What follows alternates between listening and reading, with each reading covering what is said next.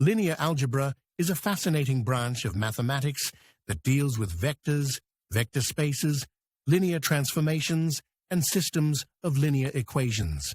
Let's begin with vectors. A vector is a mathematical object that has both magnitude and direction, and they are often represented as arrows in a coordinate space. Vectors are fundamental in understanding spatial transformations and physical phenomena.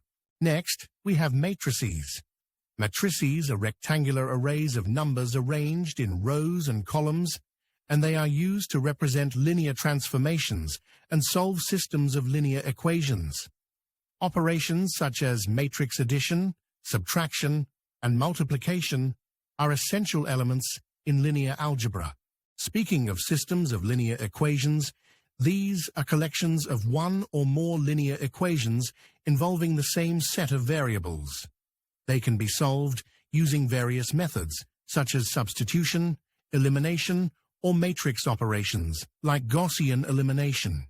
A vector space, also known as a linear space, is a collection of vectors that can be scaled and added together while still remaining within the space. Understanding vector spaces is crucial as they provide the framework within which vectors operate. Basis and dimension are key concepts associated with vector spaces, where the basis is a set of linearly independent vectors that span the space, and the dimension is the number of vectors in the basis. Another core notion in linear algebra is eigenvalues and eigenvectors. For a given square matrix, an eigenvector is a non-zero vector that only changes by a scalar factor when that matrix is applied to it. The corresponding scalar is known as the eigenvalue. These concepts are incredibly important in many applications, including stability analysis, vibrational analysis, and in algorithms like Google's PageRank. Linear algebra is critically important in various fields, including computer science, engineering, physics, economics, and even data science.